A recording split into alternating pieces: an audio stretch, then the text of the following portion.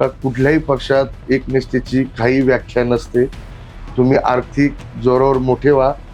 तुम्ही आर्थिक जोरावर मोठे झाले का तुम्हाला सगळीकडे एकनिष्ठेचं फळ मिळेल. माझा एबी फॉर्म कॅन्सल झाला, तिकीट कॅन्सल झालं, एवढंच कळालं. स्वयंभू लोकांनी बाहेर येऊन जो प्रतिसाद मला दिला.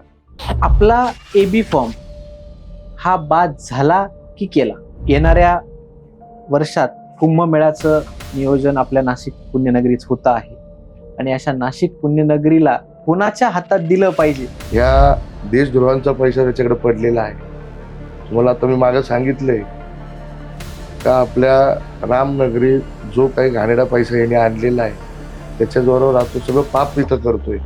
मी मगाशी ऐकलं की एका सामाजिक कार्यकर्त्यावर गोळीबार झाला, तर ते प्रकरण नेमकं काय? आक्रोश किंवा एवढं जन आंदोलन इथे होत आहेत, एवढे लोक पुढे येत आहेत, लोक तुम्हाला सपोर्ट करतायत, पण याची कुठे ना कुठेतरी पक्षाने दखल घेतली नसेल?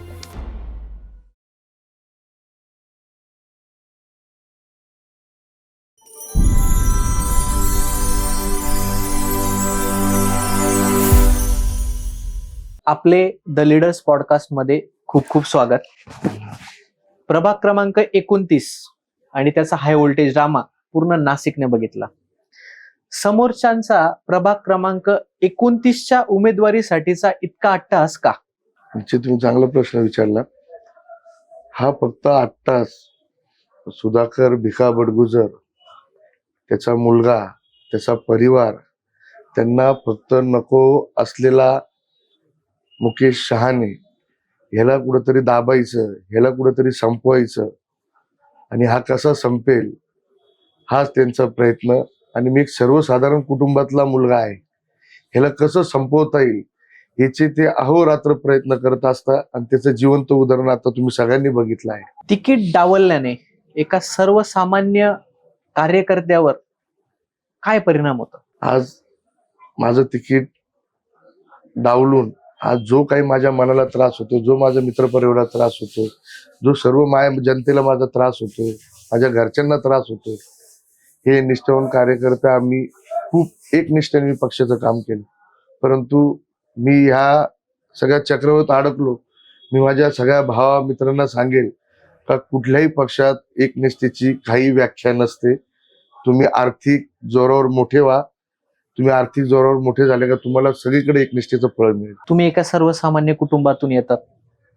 एक सर्वसामान्य कुटुंबातला मुलगा एका चांगल्या पदावर जातो आणि ते पद मिळाल्यानंतर त्याने विकास कामं केली, सगळं केलं, आणि तरी ही पदरी ही जी निराशा येते, तर अशा वेळेस काय होतं नेमकं? जिवंत उदाहरण मी आहे तुमच्या समोर. अगदीच.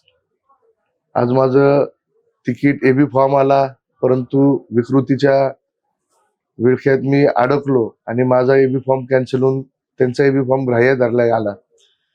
परंतु आज जे काही दुःख आहे, परंतु माझी तुम्ही रॅली बघितली असाल, त्या रॅलीमध्ये मला माझ्या माय जनतेने, म्हणजे मी कुठल्याही रॅलीचं नियोजन केलं नव्हतं, परंतु फक्त माझा एबी फॉर्म कॅन्सल झाला, तिकीट कॅन्सल झालं, एवढंच कळालं. स्वयंभू लोकांनी बाहेर येऊन जो प्रतिसाद मला दिला, तुम्ही ती रॅली बघितली असेल, त्या उभारीतून मी परत उभा राहिलो. आतापर्यंत लोकांचा साथ मला जी मिळतीये त्याच्यातून मी चांगले एक धीराने उभं राहून पुढच्या दिशेने वाटचाल चालू केली आणि लोक मला घरी बसू देणार नाही, मला नगरपालिकेच्या सभागृहात पाठवल्याशिवाय राहणार नाही. अगदीच. आपला एबी फॉर्म हा बाद झाला की केला? हा माझा एबी फॉर्म बाद केला गेला, बाद झाला नाही. यांच्या शक्तीचा वापर, पैशाचा वापर, ताकदीचा वापर सगळा केला आणि त्या ताकदीच्या जोरावर माझा एबी फॉर्म यांनी कॅन्सल केला. हा नियमानुसार माझा एबी फॉर्म माझाच होता, हा कुठेही कॅन्सल झाल्याने केला गेला. आता असा प्रकार बऱ्याच ठिकाणी झाला, तुम्ही बघतायत. मग हे जे 2-2 एबी फॉर्म देणे किंवा एकाच प्रभागात हा जो प्रकार घडलाय, नाशिकमध्ये ते काही ठिकाणी प्रभाग घडले, अचानक ऐन वेळेस उमेदवारांचे तिकीट कापले, तर हे सगळं जे पक्ष करतायत, तर याच्या मागचं काय कारण असू शकतं? काही विशिष्ट व्यक्तींनी याच्यात आर्थिक व्यवहार केला आणि तुम्ही बघितलं शहरात जे सगळीकडे एबी फॉर्म चोराचोरी झाली तर याचं एकच राक्षस आहे, तो म्हणजे सुधाकर भिका बडगुजर उर्फ सलीम कुत्ता. याची मागच्या काळात तुम्ही बघितलं असेल, शिवसेनेच्या काळात सुद्धा त्यांनी असेच एबी फॉर्मचा घोळ केला. ही विकृती आहे त्याची, ही विकृती तो त्याच्या आयुष्यात सोडणार नाही.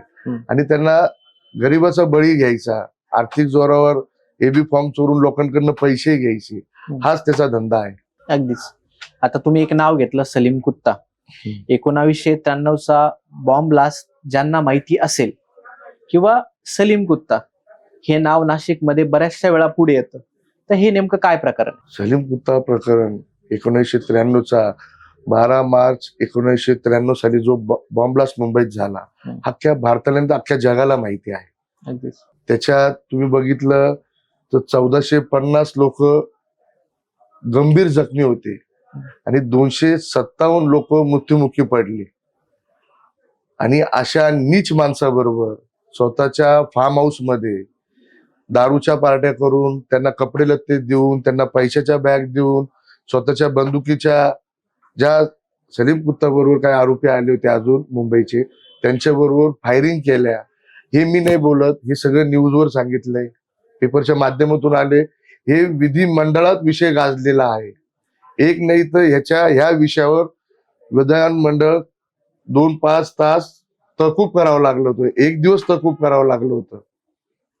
असे ह्या कुटुंब, नितेश राणे साहेब असतील, दादा भुसे साहेब असतील, मुख्यमंत्री साहेब असतील, सगळ्या मंत्र्यांनी, सगळ्या आमदारांनी हा विषय लावून धरला होता आणि त्याच्यात त्याची चौकशी सुद्धा चालू आहे. त्याचा फार्म हाऊस सील केला होता. अतिशय दुर्दैवी व्यक्ती ही, कारण आपली ही रामनगरी, आपल्या ह्या रामनगरीत चांगल्या भूमीत हा सलीम कुत्ता सारखा माणूस इथं आणून नाचवतो, याच्यासारखं दुर्भाग्य आपलं नाही. आपली पवित्र भूमी आहे. तुला तुझा पोरगा अडकला तर त्याच्यात तुला एवढा त्रास होतो, ज्या कुटुंबाचे कोणाचा मुलगा गेला, कोणाची आई गेली, कोणाचा बाप गेला, कोणाचा भाऊ गेला, त्या कुटुंबाचं दुःख काय असेल त्या काळातलं ह्या माणसाने ओळखायला हवं होतं.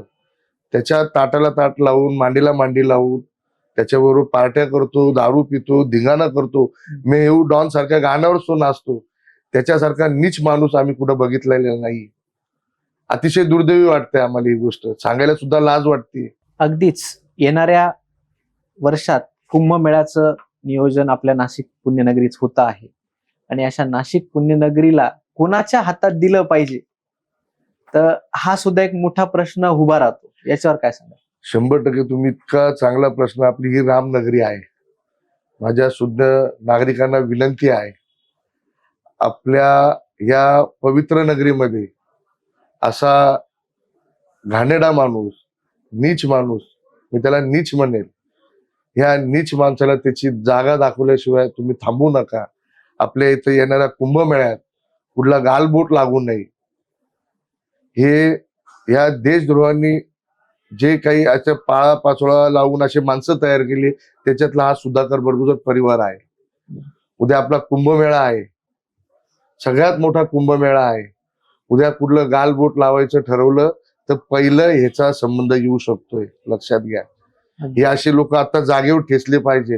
हे सभागृहात पाठवले, उद्या त्याच लोकांना इथं आणून काहीतरी गालबोट लावतील आणि ती चुकीची घटना आपल्याकडे कुठं घडू नये याची माझ्या सर्व नागरिकांना विनंती आहे. त्याच्या केसेस बघा, 30-30, 40-40 केसेस आहे. कळकळीची हात जोडून माझ्या सगळ्या नागरिकांना विनंती आहे, त्याचा प्रभाग क्रमांक 25 असेल किंवा 29 असेल, नका हे पाप होऊ देऊ. आपण रामनगरीत राहतो, इतक्या लोकांचा बळी गेलायत ना, त्या कुटुंबाचा एकदा विचार करा. आपल्या कुटुंबातलं कोणी गेलं तर आपण महिना, 2 महिने, 6 महिने सावरत नाही. आणि तळतळून मेले होते लोक, एकदम तळतळून मेले. अजून कोणी त्याच्यातलं लंगडे पांगळे काय नाही, त्यांचे आवय, कोणाकोणाचे आवय नाही, कोणाला हात नाही, कोणाला पाय नाही, कोणाला डोळा नाही, कोणाचं अर्ध शरीर नाही, असेही जगतायत, त्रास भोगतायत ते. 1450 लोक तर अजून जखमी तर आहेच ते. त्याच्यानंतर 257 लोक मेले. तो साधे सोपे नाही. तुमच्या घरातले एक माणूस मेला तर किती दुःख होतं आपल्याला. अगदीच. 257 लोक मेले याचाही विचार झाला पाहिजे. आता आपल्या समोर जे कोणी कॅन्डिडेट उभं आहे त्यांच्या परिवाराला आमदारकीच्या इलेक्शनच्या वेळेस लोकांनी जो पाठिंबा दिला नाही आणि तरी पण पक्षाने त्या परिवारातील 3 लोकांना प्रमोट केलं, तर म्हणजे हे कुठे ना कुठेतरी लोकांनी दिलेल्या न्यायाच्या कौलाच्या विरुद्ध झालं का? 100% हा जो काही सगळा जोर झालाय, एका तुम्ही बघितला असेल विधानसभेत त्यांना थोड्या तिरशाने इथं 1.25 लाखांनी पराभूत करावं लागलं. लोकांनी मान्य नाही केलं. आणि हा जो काही झालाय, एका कुटुंबात 3-3 तिकीट, हे सगळं आर्थिक जोरावर, पैशाच्या जोरावर तो काही करतो आणि सगळा बाहेरचा पैसा याच्याकडे. लक्षात घ्या, ह्या देशद्रोहांचा पैसा त्याच्याकडे पडलेला आहे. तुम्हाला आता मी मागे सांगितलंय का आपल्या रामनगरी जो काही घाणेरडा पैसा याने आणलेला आहे त्याच्या जोरावर राहतो, सगळं पाप इथं करतोय. आणि मला एक सांगा, खरंच त्याला सेवा करायची होती जनतेची, तर एक नगरसेवक खूप झाला ना घरात.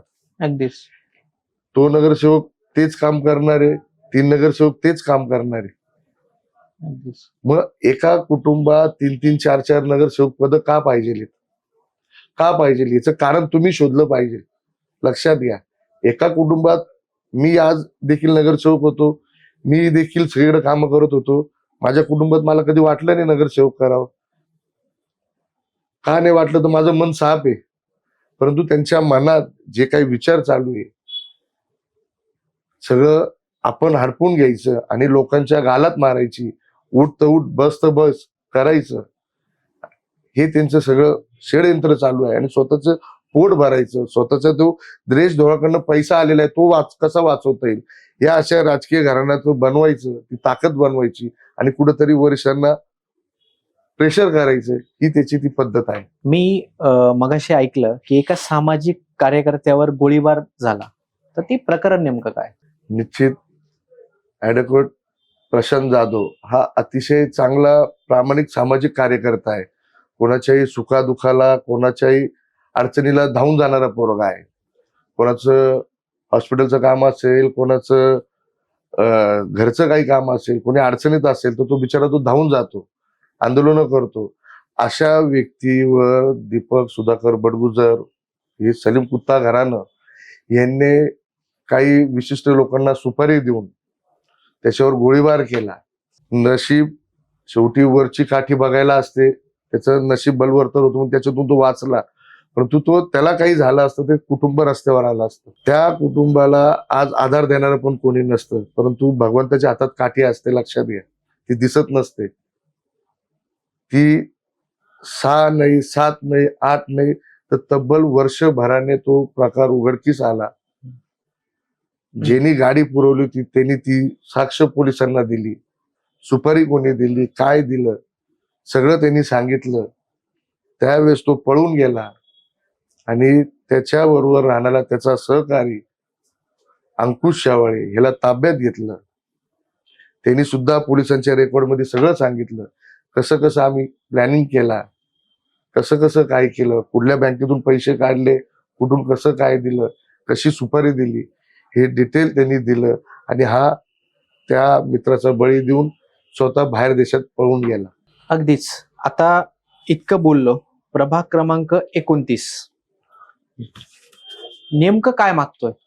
जो जनाक्रोश मोर्चा आता मागे आपण बघायला मिळाला आपल्याला, जनतेचं म्हणणं काय? 100% जनतेलाही, हे बघा, कुठली जनता अशी फुकट कोणाच्या मागे जात नाही. ह्या जनतेच्या, ह्या माझी माय जनता इथली आहे, त्यांना माहिती मुकेश हा आपला हक्काचा माणूस आहे, हक्काचा मुलगा आहे, हक्काचा भाऊ आहे. कोणाचा मुलगा आहे, कोणाचा भाऊ आहे, कोणाचा चुलता आहे, लहान्या थोरांचा कोणाचा मामा आहे, कोणाचा बाबा आहे. मी त्यांना माहिती कधी अडचणीत मुकेश कधी उभा राहतो, अहोरात्री कधी आवाज दिला तर उभं राहतो. आणि डोळ्यांनी दिसतंय विकास. पण दुसरं काम म्हणजे माझा विकास. आता हा तुम्ही बघितला असेल आजूबाजूचा परिसर, पहिले काय होतं ना आता काय, हे लोकांना पण माहिती. अगदीच. म्हणजे अगदी छोट्या गल्ल्या असून पण गाडी किंवा जे ट्रान्सपोर्टेशन होत आहे ते अगदी चांगल्या रीतीने होत आहे. त्याच्यामुळं 100% आणि त्या दिवशी जो काही प्रकार माझ्या अंगावर आला आणि लोकांना कळालं, मला सुद्धा माहिती नव्हतं. शेवटी मी नवरात्र असेल, गणपती असेल, शिवजयंती असेल, आंबेडकर जयंती असेल, ह्या खूप मोठ्या प्रमाणात मी करतो. तिथं सगळ्यांना आनंद भेटतो आणि तिथं एवढ्या मोठ्या कार्यक्रमात कुठल्याही गोष्टीचं गालबोट लागत नाही. एक भावा बहिणीचं, आई बहिणीचं आमचं नातं असून आम्ही एकदम आनंदाने कार्यक्रम करतो. त्यांना माझा स्वभाव माहिती, सगळ्या गोष्टी माहिती आणि जो काही प्रकार घडला, लोकांना सुद्धा ती कुठली गोष्ट पटलेली नाही. प्रत्येक आईच्या, प्रत्येक बहिणीच्या, प्रत्येक काकाच्या, प्रत्येक बाबाच्या, प्रत्येक मित्राच्या, लहान लहान पोरांच्या डोळ्यात सुद्धा पाणी आहे. अगदीच आज सकाळी आज मला सुद्धा थांबवत नाही रडू. मी मिनिटाला रडत असतो. आज एक सकाळी मी इथे जेव्हा आलो, एक प्रकार झाला की एक भगिनी आल्या आणि त्या इथे वयस्कर व्यक्तींसोबत बोलत होत्या. ते मला आता माहित नाही कोण होतं, की ते अगदी रडल्या की जे झालं की चुकीचं झालं. पक्षाने केलं, व्यक्तीने केलं किंवा काहीही झालं, अगदी चुकीचं होतं. की अशा व्यक्तीला जो आमच्या रात्री पहाटे आमच्या मदतीला धावून येतो आणि त्या माणसाबद्दल जर असं होत असेल तर आमच्यासारखे छोटे मोठे कार्यकर्त्याला तर कुठे उभंच करणार नाही. आणि ह्या गोष्टीवर त्या ज्या रडल्या तर 2 मिनिटांसाठी मला सुद्धा गदगदून आलं होतं की कुठे ना कुठेतरी काहीतरी चुकीचं झालंय म्हणून एवढी जन आक्रोश किंवा एवढं जन आंदोलन इथे होत आहेत की एवढे लोक पुढे येत आहेत, लोक तुम्हाला सपोर्ट करतायत. पण याची कुठे ना कुठेतरी पक्षाने दखल घेतली नसेल का? नाही घेतली. आता काय होणार आहे बघा, शेवटी पैशा पुढे मी कुठेतरी हारलो. माझ्या पाठीमागं तुम्ही शिक्का बघितला तर मी पाठ मागे वळून मी कुठल्याही राजकीय घराण्यातला नाही. मी कुठल्याही घराणेशाही बलाढ्य पैशावाल्याचा मुलगा नाही. तर माझ्या घरात खूप बलाढ्य शक्ती आहे, कुठेतरी राजकीय वारसा आहे किंवा आर्थिक मी खूप काही मोठा आहे, काहीच नाही. मी एक सर्वसाधारण कुटुंबातला, मी शिडकोशाच घरात राहतो. एकदम सुवर्ण संधी चांगली आली होती, परंतु ह्या चुकीच्या एका व्यक्तीमुळं आज प्रत्येक आईच्या, प्रत्येक मनात हळ व्यक्त होती. आणि का केलं मला त्यांना पण विचारणं, एवढा 8 तास का मला संपवायला. अगदीच. मग आता प्रभाग क्रमांक 29 ची जनता आपल्या पाठीमागे आहे. मग आता पुढचं प्रभाग क्रमांक 29 विजन काय आहे आपल्याकडे? माझा राहिलेला काही थोडाफार विकास आहे, जो आपण मुंबई सारख्या ठिकाणी, पुण्यासारख्या ठिकाणी,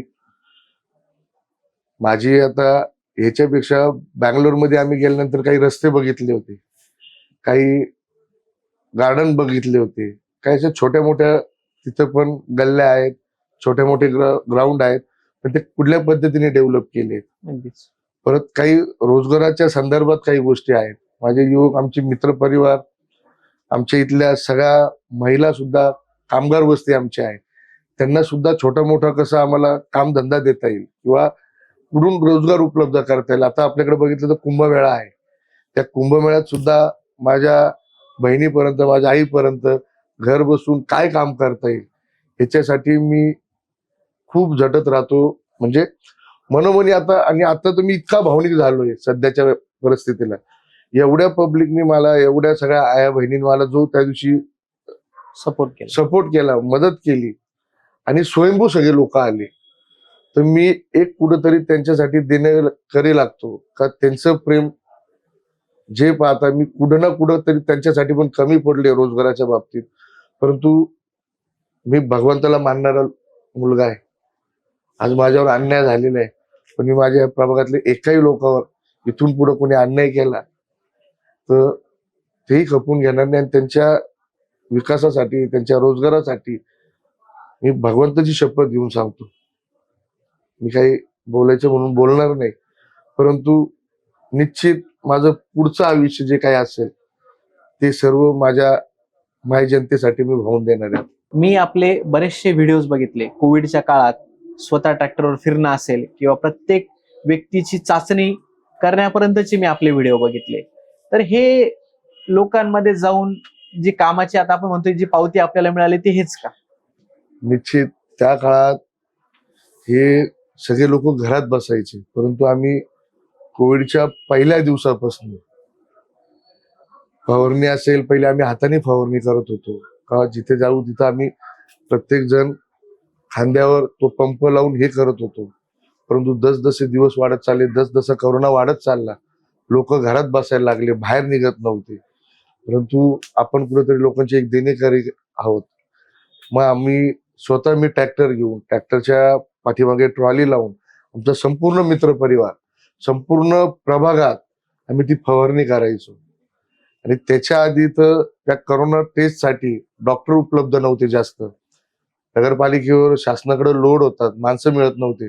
परंतु आम्ही पहिल्या दिवसापासून स्वतः पीपी किट घालून, कुठल्याही डॉक्टरने, आम्ही 1-2 जण डॉक्टर होत्या लेडीज, त्यांनी आम्हाला शिकवलं आणि संपूर्ण आमचा मित्रपरिवार स्वतः ते पीपी किट घालून आम्ही लोकांची अँटी टेस्ट करायचो. आणि त्याच्यातून पॉझिटिव्ह आहे का निगेटिव्ह आहे, आम्ही कोणत्याच माझी जी ताकद आहे ना, माझा हा मित्रपरिवार आहे. त्या वाईट प्रसंगी सर्व मित्रपरिवार, त्याच्या कुठल्याही कुटुंबाची ही विचार न करता, आपल्याबरोबर का मुकेश तिथं आहे, तो एकटा तिथं जाईल, त्याला एकट्याला काही नव्हता, आपण सगळ्यांनी बळ दिलं पाहिजे. माझा मित्रपरिवार सुद्धा प्रत्येक चौकात जाऊन आम्ही 5-5, 10-10चे ग्रुप केले होते. ऍट ए टाइम आम्ही एकमेक, तिकडं काही किट, इकडं काही किट, इकडं काही किट असे पाठवून प्रत्येक आमचे मुलं मित्रपरिवार चेक करायचे. कोणी जीवाची पर्वा केली नाही. कोणाच्या घरी किराणा नसेल, कोणा घरी पेशंटला कोणी हात लावत नव्हतं. मृत्युमुखी पडले तर कोणी उचलायला नसायचं, आम्ही घरात जाऊन उचलायचो पेशंट. स्मशानभूमीत त्यांचे कुटुंबीय यायचे नाही, आम्ही त्या कुटुंबाला, त्या पेशंटला घेऊन आम्ही स्वतः अग्निडाग दिलेले आहेत. परत तुम्ही बघितलं असाल, 300 खाटाचं बेडचं रुग्णालय मी संभाजी स्टेडियमला चालू मागणी करून ते उपलब्ध करून दिलं. तिथं बेड केले. तिथं त्यावेळेस भुजबळ साहेब आले होते, आयुक्त जाधव साहेब होते, आमदारताई होत्या, सगळे तिथं आले. 300 खाटाचं तिथं ऑक्सिजनची व्यवस्था आपल्याकडं कॉर्पोरेशनला नव्हती, भेटत नव्हती. पाईपलाईन तर करून घेतली, ऑक्सिजन भेटत नव्हता. परंतु आमच्या काही मित्रपरिवाराने तिथं ऑक्सिजन सुद्धा आम्हाला उपलब्ध करून दिला. का तू एवढं चांगलं कार्य केलंय, तर ऑक्सिजन सुद्धा आम्हाला तिथं उपलब्ध करून दिला. अतिशय चांगल्या पद्धतीने आम्ही कोविडच्या काळात आमची विचार कुठेही न डगमगता, परंतु शेवट माझीच परिस्थिती इतकी अवघड आली.